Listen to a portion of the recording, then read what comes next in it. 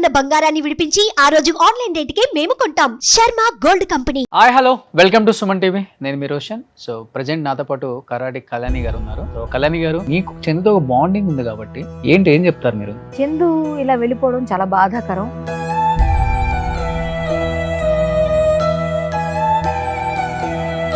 అన్నిటికన్నా ముందు ఆ పిల్లల్ని చూశాక నాకు నిజంగా ఆ విషయం ముందు తెలిస్తే డైవోర్స్ అవ్వకుండానే ఈ అబ్బాయి అలా వెళ్ళాడని చెడమడ తిట్టిపడేసి. త్రినైనిలో మీ చెల్లెలుగా చేసింది అన్నారు కాబట్టి పవిత్ర మనిషిగా ఎలా ఉంటుంది అసలు? ఆమె యారగెంట్ గా ఉంటుంది. నాకు మొన్న జీ తెలుగు కమిటీ ఏదో ఉత్సవం ఏదో చేశారు వాళ్ళు, దానిలో నేను డాన్స్ పిలిచారు నన్ను. అప్పుడు ఈవిడ నేను కలిసి పక్కన డాన్స్ చేశాను పవిత్ర. నేను అప్పుడు క్యారవాన్ లో కూర్చున్నప్పుడు మాట్లాడినప్పుడు ఎలా ఉన్నారు ఆయన అంటే, లేదండి అదేం లేదు అన్న, నేను చందుని పెళ్లి చేసుకున్నాను అన్నారు. ఈ అమ్మాయి వదిలేసాడని తెలిసిన తర్వాత మాత్రం అబ్బాయి మీద మామూలు కోపం రాలేదు. నేను ఒకటే అంట, ఆవిడ చావు ద్వారా ఈ అబ్బాయి చావుకు ముడిపెట్టాడు భగవంతుడు. చందు వైఫ్ మాటలు విన్నప్పుడు ఏమనిపించింది? నిజంగా మా తెలియదు. వెళ్ళం ఎన్ని భరించాలని భరించింది ఆవిడ. నెక్స్ట్ త్రినైని సెట్కి వచ్చి ఆవిడ కాళ్ళు పట్టి బ్రతిమాలిందండి ఆవిడ్ని, నా మొగుడిని వదిలే అని.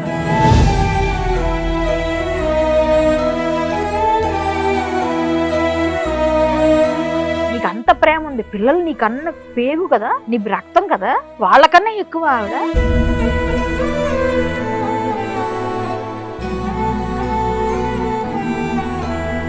ఫైనాన్షియల్ గా కూడా బాగా వీక్ అయిపోయారు ఇప్పుడు. మీరు చెప్తున్నారుగా ఇప్పుడు ఎవరో మినిస్టర్ గారు ఆయన ఎవరో కానీ చేతిలో దండం పెట్టారు. చాలా గ్రేట్ సార్ మీరు. ఇప్పుడే నేను ఇంత ముందు వచ్చేటప్పుడే కాల్ చేశారు, రోషన్ నీది ఇంటర్వ్యూ చూశాను, చాలా బాగా అనిపించింది, ఇలా ఎవరికి జరగకూడదు, కుదిరితే నువ్వు ఇంటికి వెళ్ళి మాట్లాడి డీటెయిల్స్ ఇస్తే ఇద్దరు పిల్లల్ని చదువు అయిపోయే వరకు నేను చదివిస్తాను. వాళ్ళ వైఫ్ మరీ చెప్పారు.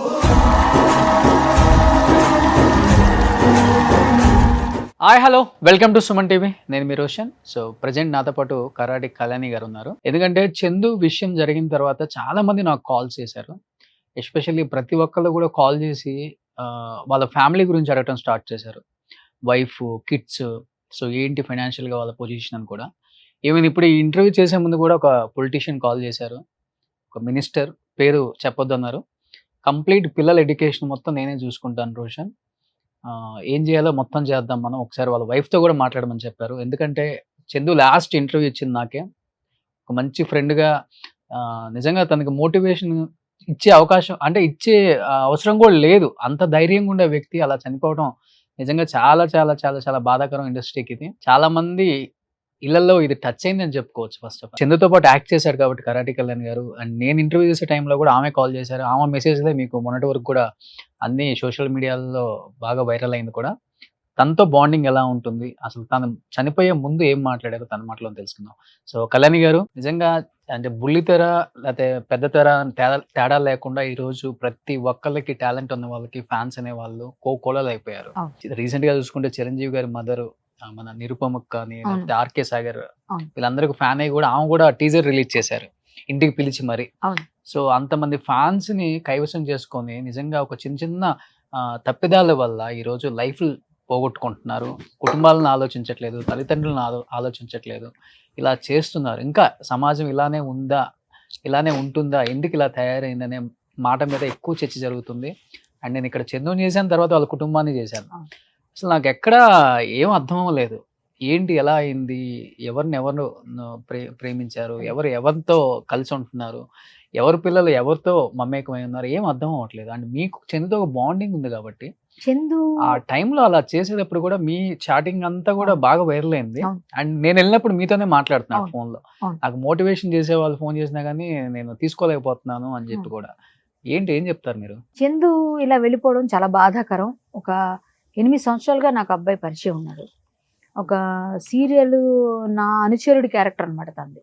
నేను విలను, నా పక్కన అనుచరుడి క్యారెక్టర్. ఇంకోటి ఏంటంటే మోరోవర్ మేము మాట్లాడుకునేటప్పుడు నేను చందు ఓ యాదవ్ అని పిలిచేదాన్ని. శ్రీనివాస్ యాదవ్ అని ఒకటి ఉంటుంది చూసారు, ఒక డైలాగ్ ఉంటుంది ఒక సినిమాలో శ్రీహరి గారికి.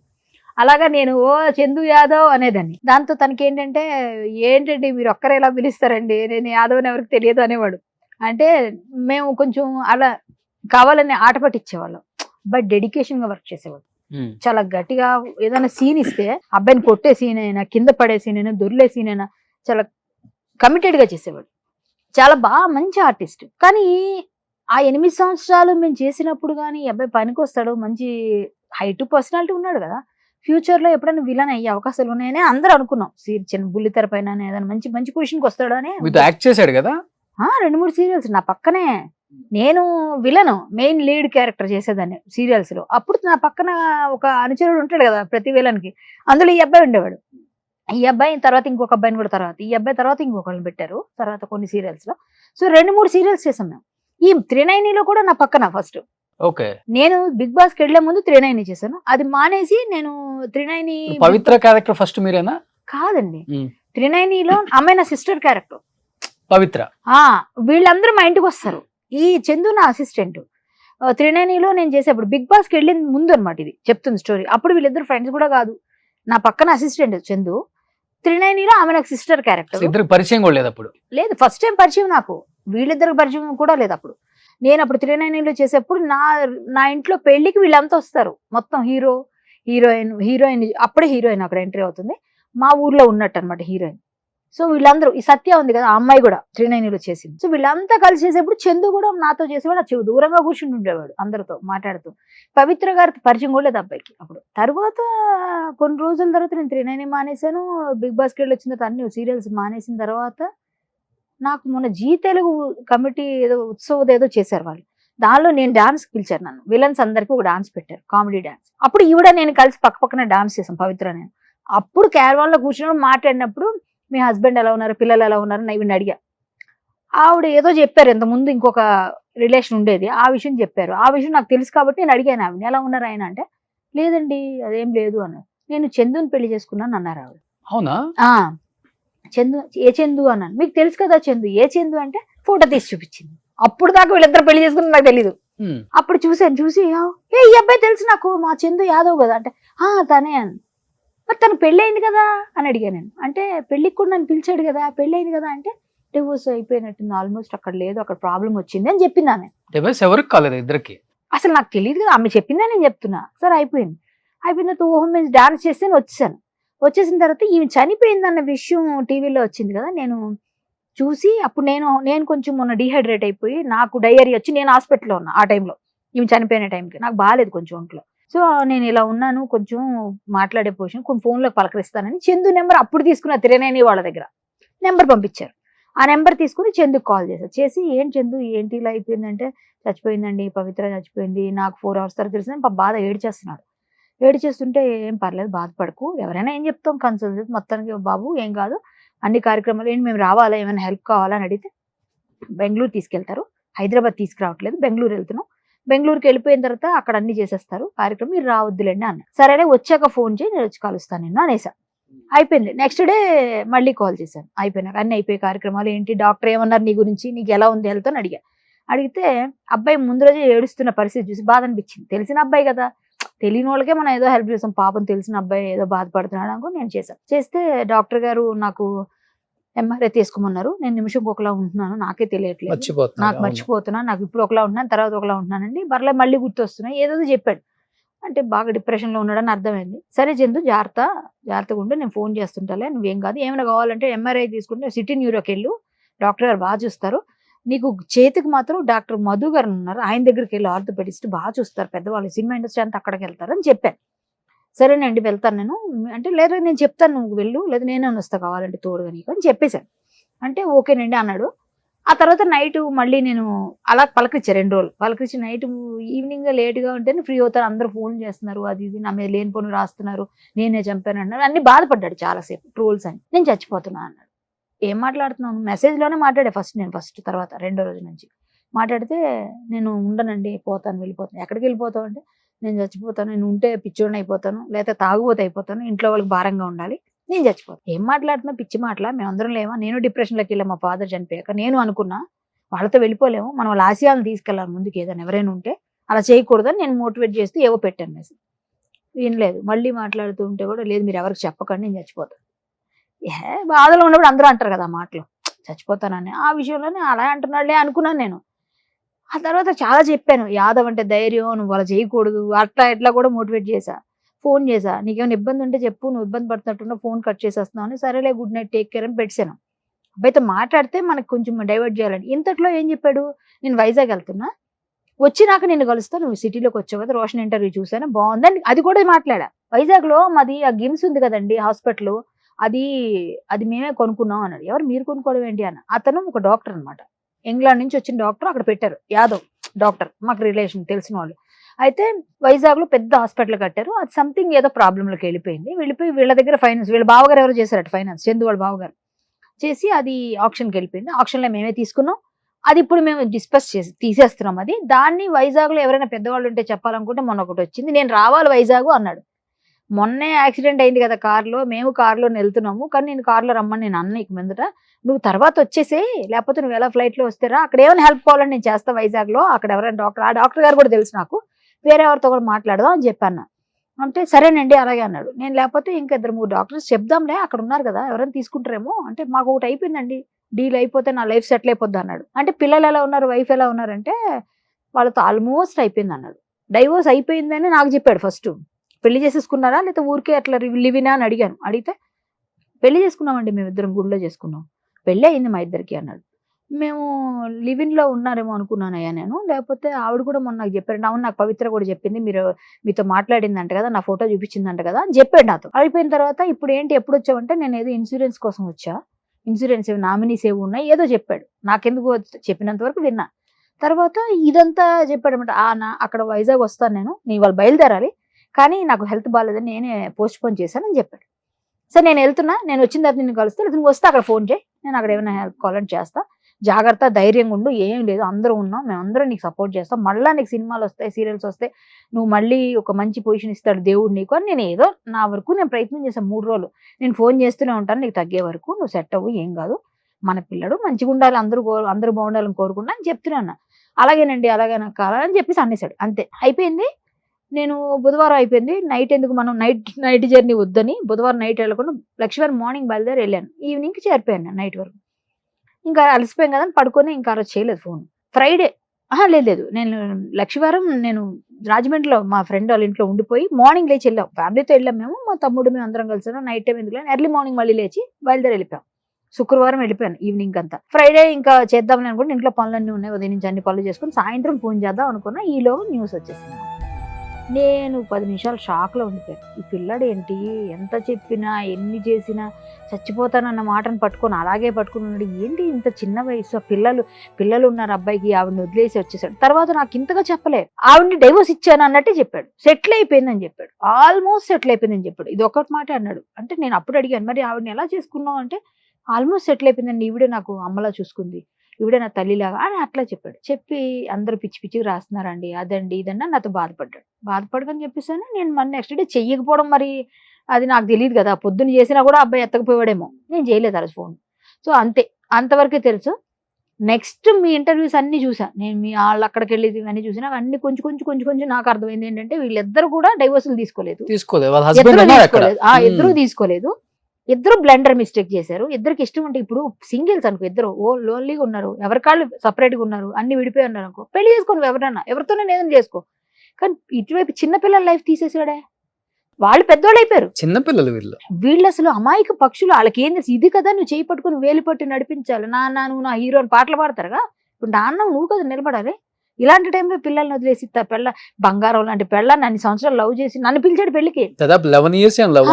పెళ్లికి పిలిస్తే నేను వెళ్ళలేదు, అప్పుడు ఏదో షూటింగ్స్ బిజీ ఉండి వెళ్ళలేదు, 15లోనే వెళ్ళలేదు.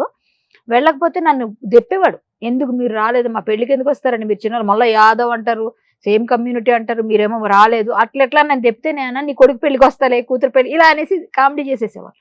ఇలా పెళ్లి చేసుకున్నారంటే విడిపోయాడేమో, మంచి లైఫే కదా, ఇష్టపడి చేసుకున్నాడా అని అనుకున్నాను. కానీ మనం అంత డీప్గా ఎందుకు వెళ్తాం, నాతో ఎప్పుడు గౌరవంగా ఉండేవాడు. సో అంతవరకే. ఈ అమ్మాయి వదిలేసాడని తెలిసిన తర్వాత మాత్రం అబ్బాయి మీద మామూలు కోపం రాలేదు నాకు. పిల్లల్ని చూసాక, వాళ్ళ మొహం చూసినాక నాకు మామూలుగానే ఇలాంటి వేషాలు వేస్తే, చిన్నపిల్లలు నువ్వేమన్నా పో, వాళ్ళ వయసు లైఫ్లు తీసేసావు కదా. ఇప్పుడు ఆవిడ చచ్చిపోయిందండి, ఆవిడ కర్మల రాసి పెట్టాడు భగవంతుడు, మనం ఏం చేయలేమని తేలాం. నువ్వు వెళ్ళిపోవడం ఏంటయ్యా పిచ్చి, కాకపోతే ఇంత వయసు మంచి లైఫ్ని చెడగొట్టుకొని వెళ్ళిపోవడం అవసరమా? నువ్వు వెళ్ళి సూసైడ్ చేసుకోవాల్సిన వయసా? ఎందుకు అవసరమైంది? పిల్లల లైఫ్ ఎవడిస్తాడు? ఇప్పుడు తండ్రి ఆ స్థానంలో ఉంటేనే కదా వాళ్ళ బతుకు బాగుంటది. నువ్వు బాట వేయాలి కదా. ఇప్పుడు ఆవిడతో నువ్వు వెళ్ళిపోవడం ఏంటి అంటే అంత పిచ్చి ప్రేమ ఉన్నప్పుడు ఈవిడ ఎందుకు లవ్ చేస్తావు? ఎన్నిసార్లు ప్రేమ పుట్టుతుందో. ప్రేమ పుట్టొచ్చు పోను, ఓకే, ఎవరు లేకపోతే అక్కడ దొరకలేదు ఏదో అనొచ్చు. నీకేం పుట్టిందో పుట్టడం కాదు. నేను ఒకటే అంట, ఆవిడ చావు ద్వారా ఈ అబ్బాయి చావుకు ముడిపెట్టాడు భగవంతుడు. సో అలా కలిపాడు. అందుకే ఆవిడ ఎక్కడో బెంగళూరు ఎక్కడో ఉన్న ఈ రెజిమెంటల్ బజార్ లో ఉన్న ఈ అబ్బాయి అక్కడ ఎలా కలిసి ఎలా చేసి లైఫ్ ని తీసి ఏజ్ కూడా ఎంత డిఫరెన్స్ ఉంది. ఎక్కువ లేదు, 4-5 సంవత్సరాలు ఉంటుంది అంతే. తనకు 42 ఏముంది, ఆమెకు 43-44 ఉంటాయట అని నాకు చెప్పడం. ఈమెకి 36-37 39 వాళ్ళ ఫాదర్ చెప్తున్నారు. 40 అనుకోండి. అది మనం మాట్లాడకూడదు, అది మనకు అనవసరం. చిన్న వయసు పెద్ద వయసు మనకు అనవసరం. వాళ్ళు మనసులు నచ్చినప్పుడు ఏమైనా చేసుకోనివ్వండి, కానీ సింగిల్స్ అయింటే చేసుకోవాలంటాను నేను. నీ లైఫ్ లో నువ్వు డైవోర్స్ తీసేసుకొని పడలేదు, వేరుగా ఉన్నావు, ఆవిడ లైఫ్ లో ఆవిడ వేరుగా ఉంది, నువ్వు ఇద్దరు కలిసి ఉన్నారు, అప్పుడు చేసుకో ఏదైనా. పిల్లల్ని చెడగొట్టకూడదు. అదే వయసు ఒకటి తేడా ఉంది, ఆల్రెడీ పెళ్లి అయిపోయి 2 పిల్లలు. ఇద్దరు బ్లెండర్ చేశారండి. ఆవిడ చేసిన తప్పు, వాళ్ళ హస్బెండ్ బాధపడుతున్నారు. మీ లైఫ్ మీ ఇంటర్వ్యూలో చూసాను, వాళ్ళ హస్బెండ్ ని ఆయన బాధపడుతున్నాడు. ఆయన ఉన్నాడు అంటున్నారు, ఆయన లేడని చెప్పింది ఆవిడ చేసింది ఏది నిజమో తెలియదు. ఇప్పుడు లేనప్పుడు మనం మాట్లాడితే వాళ్ళు చెప్పరు సమాధానాలు మనకి. కానీ చూస్తే బ్లెండర్ ఎంత బ్లెండర్ చేసి, ఇద్దరు కలిసి బ్లెండర్ చేస్తే 2 ఫ్యామిలీస్ సఫర్ అవుతున్నాయి. వీళ్ళిద్దరు చేసిన దానికి ఇటువైపు అమ్మ నాన్న పిల్లలు, అటువైపు ఆ పిల్లలు, అటువైపు ఆ తల్లిదండ్రి సఫర్ అయిపోతున్నారు ఫుల్ గా. వీళ్ళిద్దరు చేసిన బ్లెండర్. చందు వైఫ్ మాటలు విన్నప్పుడు ఏమనిపించింది? నిజంగా మా తెలియదు. ఒక విధంగా ఏంటంటే పెళ్ళం ఎన్ని భరించాలని భరించింది ఆవిడ. తాళి కట్టినోడు ఇష్టపడినోడు, ఆవిడ నిజంగా ఇష్టపడింది అతన్ని, ఆవిడ నిజంగా ప్రేమించింది కాబట్టి కొడితే అంత కొడుతుంటే భయంకరంగా కొడతాడంటండి. ఈవెన్ పవిత్రని కూడా కొట్టాడు అనేసి త్రినైని సెట్ లో చెప్తున్నారు. ఆవిడ త్రినైని సెట్కి వెళ్ళి పవిత్రంగా కొట్టేవాడా? ఈ కొట్టడం తాగితే ఏమన్నా చేస్తాడు. మీ అబ్బాయి మేబీ కొంచెం మందుకు అడిక్ట్. నాతో మెసేజ్ లో కూడా అదే ఉంది కదా, తాగుబోతే అయిపోయి పిచ్చోడిని అయిపోతా అది ఇదని. మరి తాగుతున్నప్పుడు అబ్బాయికి తెలియదేమో అది. నెక్స్ట్ త్రినైని సెట్కి వచ్చి ఆవిడ కాళ్ళు పట్టి బ్రతిమాలిందండి ఆవిడ్ని, నా మొగుడిని వదిలేను. అవునా? అది నాకు మొన్న చెప్పారు వేరే వైఫ్ వెళ్ళి వద్దండి నేను బతిమాలిందంట వాళ్ళందరూ, నా మొగుడు నాకు ఇచ్చేటట్టుగా అడిగి చూడండి సినిమాలు చూపించినట్టుగా అడిగిందంట. ప్రతి ఒక్కరిని బెగ్ చేసిందంట అక్కడ. నాకు ఈ అమ్మాయి అప్పుడు ఈ అబ్బాయిని తీసేశారు, త్రినైనిలో తీసేశాక నేను ఈవిడ గొడవ చేసిందంట, అతను లేకపోతే నేను యాక్ట్ చేయనంట. నేను అతను లేకపోతే నేను చేయలేకపోతున్నానేసి కొంచెం గట్టిగా ఫైట్ చేస్తే అయినా సరే వీళ్ళు గట్టిగానే మాట్లాడి అబ్బాయిని పెట్టుకోలేదు. అందుకే చెప్తున్నాడు చూసారు 1.5 year నేను ఇంట్లో కూర్చుంటే అమ్మాయి పోషించింది. ఎందుకు తీశారు? వీళ్ళిద్దరు ఇది సెట్ లోనే ఓవర్ చేసేవారంట. ఆ తర్వాత మీరు ఇలా చేస్తే కుదరదంటే కొన్ని రోజులు మామూలుగా ఉన్నారు, మళ్ళీ స్టార్ట్ అయిందంట. అప్పుడు తీసేశారు. తీసేసినప్పుడు వాళ్ళ వైఫ్ వచ్చి బతిమాలుకునేదట. ఇంటికి వెళ్ళేవాడు కాదంట, మాట్లాడేవాడు కాదంట, ఆమె సరిగ్గా చూసేవాడు, వెళ్ళా కొట్టేవాడంట. ఒకవేళ ఇంటికి వచ్చినా ఆవిడ గురించి మాట్లాడేవాడంట, పిల్లలకి అదే చెప్పేవాడంట. కానీ అబ్బాయికి ఏదో హెల్త్ ప్రాబ్లం కూడా ఉందని కొంతమంది అంటున్నారు, వాళ్ళ వైఫ్ చెప్పాలి. ఆయన కూడా అన్నాడట ఆవిడకి హెల్త్ ప్రాబ్లం ఉంది, గుండెలో హోల్ ఉందని ఇతను చెప్పేవాడు అని చెప్తారు. ఒక్కొక్కరు కూడా చెప్తున్నారు, ఏది నిజం మనకి. ఎంత లక్షణంగా ఉంది శిల్ప మంచి అసలు చదువుకున్న అమ్మాయి. ఆ అమ్మాయి పెట్టించిందట సాఫ్ట్వేర్. ఈ అమ్మాయి సాఫ్ట్వేర్ నాకు చెప్పడం ఏంటంటే సాఫ్ట్వేర్ అని చెప్పాడు నాకు. ఈ అమ్మాయి పెట్టించిందట అప్పట్లో, చెప్పాడు మాతో. మేము ఇక్కడ షూటింగ్ చేసేవాళ్ళం, అందులో షూటింగ్ చేసేప్పుడు అబ్బాయి చెప్పేవాడు నాకు, నేను సాఫ్ట్వేర్ అండి, చాలా మంచి పొజిషనే ఉంది మాకు, మాది మిడిల్ క్లాస్ ఫ్యామిలీ, కానీ నేను మా వైఫ్ మా అమ్మాయి కూడా సాఫ్ట్వేరే, మేము పెళ్లి చేసుకుంటున్నాము అని చెప్పాడు. పెళ్లికి నన్ను పిలిచాడు, నేను వెళ్ళలేదు. కానీ ఆ అమ్మాయిని చూశాక నాకు ఆ పిల్లల్ని చూశాక, అన్నిటికన్నా ముందు ఆ పిల్లల్ని చూశాక నాకు నిజంగా ఆ విషయం ముందు తెలిస్తే డైవోర్స్ అవ్వకుండానే ఈ అబ్బాయి అలా వెళ్ళాడని చెడమడ తిట్టిపడేసేదాన్ని చందుని. ఎందుకంటే నాకు ఆ చనువు ఉంది. ఆ పిల్లడు మాతో కలిసి చాలా సినిమాలు సీరియల్స్ చేసినప్పుడు మనకు బాగా తెలుసు కాబట్టి నేను తిట్టినా పడతాడు కూడా కాబట్టి నేను తిట్టేసేదాన్ని ఖచ్చితంగా. ఎందుకంటే ఆ పిల్లల మొహాలు చూసినాక చిచి ఏంటి ఇలా చేశాడు, వీడు నిజంగా అసలు ఇంత పిరుకోడు అనుకోలేదు. చచ్చిపోతాడు, అసలు చచ్చిపోవాల్సిన అవసరం ఉంది, లైఫ్ని తీసుకుంటాడా ఒక ఆడదాని కోసం? ఓకే, నీకు అంత ప్రేమ ఉంది, పిల్లలు నీకన్న పేగు కదా, నీ రక్తం కదా, వాళ్ళకన్నా ఎక్కువ ఆవిడ. ఇప్పుడు ఓకే, నీకు అంత అమర ప్రేమ, అది అమర ప్రేమ అయితే మాత్రం, అమర ప్రేమ అయితే మీరు అమర ప్రేమికులే కావచ్చు, ఏమైనా కావచ్చు. ఇదేంటండి, తల్లిని మన పిల్లల్ని వదిలేసి ఒక అమాయకురాలు పెళ్లి చేసుకొని అన్ని సంవత్సరాలు లవ్ చేసి పెళ్లి చేసి అమ్మాయిని వదిలేసి నువ్వు చేసే ఘనకార్యం ఇదా? దేనికి పొందడం కుదరట్లేదు కళ్యాణి గారు. ఇప్పుడు నేను బెంగళూరు వెళ్ళినప్పుడు వాళ్ళ పిల్లలు చెప్పారు, వాళ్ళిద్దరి మధ్య ఉన్న బంధానికి పేరు ఏంటంటే ఫ్రెండ్స్ అని చెప్పారు. కానీ పవిత్రాన్ని అడిగితే పెళ్లి చేసుకున్నానని చెప్పింది, చందుని అడిగినా పెళ్లి చేసుకున్నానని చెప్పారు అంటున్నారు మీతో. అసలు ఎక్కడ దేనికి? అంటే వాళ్ళ హస్బెండ్ నేను వదిలేసానని ఏమో చెప్పింది, కానీ మా ఇద్దరి మధ్య చాలా మంచి బాండింగ్ ఉంది, మళ్ళీ పెళ్ళం కావాలంటే ఆవిడే కావాలి, మళ్ళీ ఇంకో జన్మ అంటూ ఉంటే పవిత్రానే కావాలి, మేమిద్దరం ఫ్రెండ్స్ లాగా ఉంటాం అని ఆయన చెప్పాడు. కానీ ఆవిడ ఏంటోనండి ఎక్కడో అట్రాక్షన్ ఇది. కానీ ఈ అమ్మాయి శిల్ప ఒక్కటే కరెక్ట్ గా మాట్లాడింది అనిపించింది. అట్రాక్షన్ అండి ఇది, వీళ్ళిద్దరిది అట్రాక్షన్, లవ్ కాదు అది. అది కొన్ని రోజుల తర్వాత ఉండేదో పోయేదో నాకు తెలిసి, కానీ ఇద్దరు లేరు ఇప్పుడు. కానీ అన్నిటికన్నా ఆవిడ పోవడం అన్నది మన చేతిలో లేదండి, భగవంతుడు రాసి పంపించాడు. ఆ చావు అలాగా ఆ యాక్సిడెంట్ లో ఈ అబ్బాయి చేతిలో ఉన్నదాన్ని చెడగొట్టుకున్నాడు. చెప్పి మరీ చేశాడు కదండి. నాతో గాని మీతో గాని ఎంతమందితో చెప్పాడు అబ్బాయి, నేను ఉండను, నేను చచ్చిపోతాను, నేను చచ్చిపోతాను అనొద్దు ఎన్నిసార్లు. అందుకే అంటారు తదాస్తు దేవతలు ఉంటారంటారు కదా, అలాగే అయింది ఇప్పుడు ఈ అబ్బాయికి. ఆ అమ్మాయి చక్కగా ఎంత బాగుందండి, ఇంటికి రా చక్కగా చూసుకుంటామని బతిమాలుకుని ఇంట్లో పెట్టుకుంటామంటే, మా ఇంట్లో నుంచి బయటికి వెళ్ళి అక్కడ వెళ్ళి ఊరేసుకుంటే ఎవడేం చేయగలండి. అవును, ఇంట్లో వచ్చినోడే కూడా చెప్తుంది చనిపోయిన తర్వాత వచ్చినా కూడా హ్యాండ్ కట్ చేసుకున్నాడు ఫ్రెండ్ రూమ్ లో. చూసారా, నేను బతకలేను అంటున్నాడు, నాతో కూడా అది చెప్పాడు. ఆమె లేదండి నేను ఉండను, వేసి నేను ఉండి పిచ్చోడిని అయిపోతాను. ఏంటంత అసలు అసలు ఏం అర్థం. నేను ముందు అనుకున్నాను నిజంగా వీళ్ళిద్దరు పెళ్లి చేసుకున్నారేమో, డైవోర్స్ తీసేసుకొని ఆవిడైతేనో పోన్లే వాళ్ళ లైఫ్ ఏదో ఆవిడ పోయింది, ఆవిడ ఆత్మకు మంచి శాంతి చేకూరాలైనా ఇలాగే పెట్టాను మెసేజ్, ఇలాగే మాట్లాడా, ఫోన్లో వెళ్ళిపోకూడదు వాళ్ళతో మనం అని చాలా మోటివేట్ చేశాను. వింటేనా త్రినైనిలో మీ చెల్లెలుగా చేసింది అన్నారు కాబట్టి పవిత్ర, ఆ తర్వాత మనిషిగా ఎలా ఉంటుంది అసలు? ఆమె యారగెంట్ గా ఉంటుంది ఆవిడ. అరగంటేనా? యారగెంట్ అంటే నాకు స్టార్టింగ్ లో మాత్రం యారగెంట్ గా అనిపించింది, తర్వాత పరిచయం అయినాక మాట్లాడిందేమో, కానీ ముందు మాత్రం అట్లా అట్లా యాటిట్యూడ్ ఉంటుంది ఆవిడకి. ఉంటది అంటే ఆ టైంలో నాతో ఫస్ట్ ఇంటరాక్షన్ లో అలా ఉండేది యాటిట్యూడ్. ఆవిడ కొంచెం మంచిగా ఉంటారు, బట్ యాటిట్యూడ్ చూపిస్తుంది ఆమె, కానీ కనిపించరు, మన దగ్గర చూపించరు, కానీ బయట ఎవరి దగ్గరైనా కొంచెం చూపిస్తుంది. మాతో చూపించడానికి ఏంటంటే ఆవిడకి కొంచెం సీనియర్స్, ప్లస్ అది కాకుండా నాకు రెమ్యూనరేషన్ ఎక్కువ అక్కడ అందరికన్నా. నేను గెస్ట్ లాగే తీసుకున్నారు, తర్వాత మళ్ళీ దాన్ని కంటిన్యూ చేయమని చెప్పారు, కానీ నేను బిగ్ బాస్ నుంచి వచ్చాక నేను కొంచెం అడిగా ఎక్కువ, దానివల్ల అవ్వలేదు. ఆవిడకి తక్కువ ఉంటుంది, మెయిన్ లీడ్ చేసుకున్నప్పుడు తక్కువగా తీసుకుంటారు, మనకన్నా ఆవిడకి రెమ్యూనరేషన్ తక్కువే. నా డ్రెస్సులు నా నగలు అన్ని రిచ్గా ఉంటాయి ఎప్పుడు. సో ఏంటంటే ఆవిడ అన్ని మేము మాట్లాడుకున్న నగలు వాటి కోసమే మాట్లాడతారు. జనరల్ గా కూర్చుంటే సెట్లు, ఇది ఎక్కడ కొన్నారు, ఇది ఎలా బాగుంది, కలర్ బాగుంది, నేను ఇదే కలర్ వేసుకుంది అనుకున్నాను, సేమ్ అయిపోతున్నాను, ఇలాంటివే ఉంటాయి మాటలు. తర్వాత ఎప్పుడైనా ఏం చేస్తారు పిల్లలు, ఎంతమంది పిల్లలు, ఎంతమంది ఏం చేస్తున్నారు, వాళ్ళు ఏం చదువుతున్నారు, ఇవే కదా అడుగుతాం. అలా మాట్లాడుకున్నాం.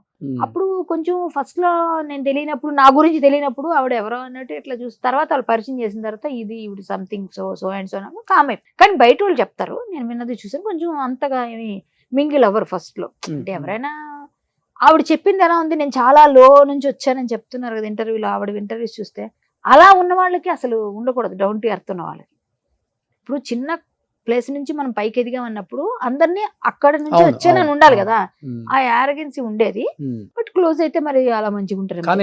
కొన్ని విషయాల్లో ముందు కొన్ని రోజులు అనిపించింది, తర్వాత నుంచి ఇప్పుడు మంచిగా మాట్లాడుతుంది. ఇప్పుడు మొన్న కలిసి జీ తెలుగులో చాలా కళ్యాణి గారు అట్లే, ఆ తర్వాత బాగానే అయిపోయింది. ముందులో ఉండింది కొంచెం యారగెన్సీ ఉంది, నా దగ్గర ఏదో చూపించలేక ఉందనే చెప్తారు అంతే. కానీ కేవలం అంటే మొత్తం చూస్తుంటే ఇదంతా సీరియల్స్ లో ఎలా జరుగుతుంది, ఎపిసోడ్లు సినిమాలలో ఎలా ఉంటుందో అలానే ఉంది స్టోరీ. అంటే ఇలా ఉండకూడదు మనం జీవితంలో అనే ఒక గుణపాఠం అయితే ప్రతి ఒక్కరికి నేర్పించిందండి. ఎగ్జాంపుల్ కి ఇది చెప్పుకోవచ్చు మనం. ఇప్పటికి ఎవరైనా ఇలాంటి రిలేషన్స్ లో ఉండి, ఎవరైనా ఉంటే వైఫ్ ఉంటుండగా వేరే వాళ్ళతో రిలేషన్స్ ఉండి ఇట్లాంటి చాలా మంది ఉంటారు కదా. ఒక టైం వచ్చేసరికి రియలైజేషన్ ఉంటది వాళ్ళలోనో వీళ్ళలోనో. చందుకు ఆ రియలైజేషన్ వచ్చి ఉంటే ఈరోజు చందు ఒక పొజిషన్ లో పిల్లలకి తండ్రిగా నిలబడి ఉంటే ఆవిడ లైఫ్ బాగుండేది, శిల్పది పిల్లల లైఫ్ బాగుండేది. ఇప్పుడు శిల్ప లైఫ్ ఏంటండి, నిజంగా చాలా బాధ అనిపిస్తుంది. శిల్ప లైఫ్ ఫైనాన్షియల్ గా కూడా అంటే ఎక్కువ మరి 30,000 పంపించేవాడంట. ఫైనాన్షియల్ గా కూడా బాగా వీక్ అయిపోయారు ఇప్పుడు.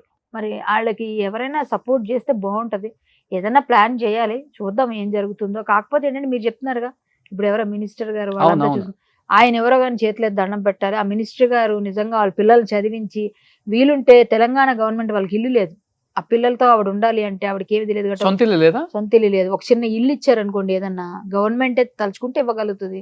ఏదన్నా ఇప్పుడు ఏదో డబుల్ బెడ్రూమ్ ఏదో ఉంటాయిగా, ఏదో ఒక ఇల్లు ఇచ్చో, లేకపోతే ఏదైనా విధంగా కొంచెం ఆవిడకి ఏదైనా ఉద్యోగం ఇచ్చేనా, ఏదైనా చదువుకుంది కాబట్టి ఉద్యోగం ఏదైనా ఇచ్చినా ఆ పిల్లల్ని చూసుకుంటే వాళ్ళ లైఫ్ బాగుంటది. తండ్రి ఎలాగా పోయాడు, పోలేండి భగవంతుడు ఇంకొకరి రూపంలో చేయించి ఏదో విధంగా అమ్మ మేము ఉన్నాం ఆసరా అని చెప్పేసి వాళ్ళకి ఏమైనా చేస్తే బాగుంటదని నేను అనుకుంటున్నాను. ఆయన మీరు అన్నట్టుగా ఆ మినిస్టర్ గారు నేను ఇంత ముందు వచ్చేటప్పుడే కాల్ చేశారు. చాలా గ్రేట్ సార్, మీకు శ్రీరామ రక్ష. చాలా బాధ అనిపించింది.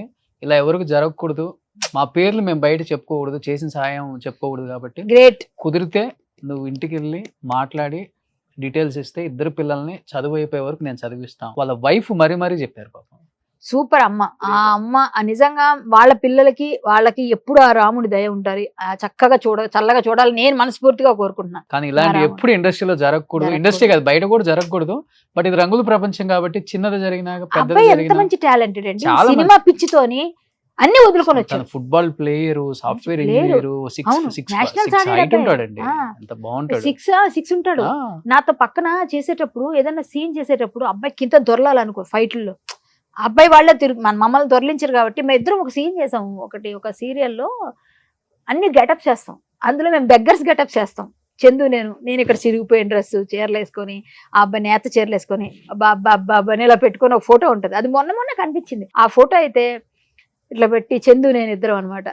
నేను అంటే ఇది భలే ఉందా ఆ గెటప్, ఫోన్లో ఇదేదో అంటారు కదా, ఇలాంటివన్నీ చేస్తే కొన్ని అన్ని పోతాయి అంటారు, అట్లా ఉంది గెటప్ అని ఇద్దరం కామెడీ చేసుకున్నాం. అది ఎక్కడ మేము కొడకంచిలో చేసాం. కొడకంచి అని ఒక ఊరుంది, okay. ఆ ఊర్లో చేసాం. అక్కడ గుడి దగ్గర వేరే వాడు ఇంటి దగ్గర కూడా మేము మారువేషాల్లో మారువేషాల్లో వెళ్తుంటాం. వాళ్ళు కనిపెట్టుకోవడానికి హీరోయిన్ ఏం చేస్తుంది ఎక్కడని దొంగతనంగా ఏదైనా వేరే ప్లాన్ చేయడానికి. మా ఇద్దరం బాగా చేసాం సీరియల్స్. బాగా పిల్లడు మంచి పిల్లోడిని అంటే మంచి పిల్లోడు, మంచి ప్యాషన్ ఉంది, మంచి డెడికేషన్ ఉంది. ఒక్క చిన్న వీక్నెస్ తో లైఫ్ ని రూయిన్ చేసుకొని ఫ్యామిలీ లైఫ్ ని రోడ్డు మీద పడేసాడు. అది ఒక్కటే నాకు చాలా పెయిన్. నువ్వు ఎంత టాలెంటెడ్ అయితే ఏం లాభం, చేయాల్సిన ఎప్పుడు నువ్వు హీరో అవుతావు. నీ పిల్లలు మా నాన్న గ్రేట్ అని నీ గురించి చెప్పుకున్న రోజు నీ పిల్లలు ఇప్పుడు ఆ పిల్లలు ఈ యూట్యూబ్ లో ఇవన్నీ ఉండవా? పెద్దయినాక వాళ్ళ పరిస్థితి ఏంటి? జీవితాంతం ఉంటాం. వాళ్ళ పిల్లల పరిస్థితి ఏంటి? నువ్వు నిన్ను ఎలా పెట్టుకుంటారు? నా తండ్రి గ్రేట్ అని ఎప్పుడు చెప్పడానికి వాళ్ళకి మనసు రాదు. చిచ్చే మా నాన్న వేస్ట్ అనే వస్తుంది. నువ్వు అది చనిపోయి ఇప్పుడు నీ ఆత్మ మాతో మాట్లాడిపోయి నీకు కనిపిస్తుంటాయి అన్ని. నీ పరిస్థితి ఏంటి? ఇప్పుడు త్రిశంకు స్వర్గం అంటే అంటారు, స్వర్గంకి వెళ్ళరు నరకంకి వెళ్ళరు అంటారు కదా. చూరుకు వేలాడుతుంటాయి ఇలాంటి ఆత్మలని. బలవన్మరణం చేసుకున్నవన్నీ వాళ్ళకి ముక్తి ఉండదు అంటారు. మన గరుడ పురాణంలో వాటిలో చెప్తారు.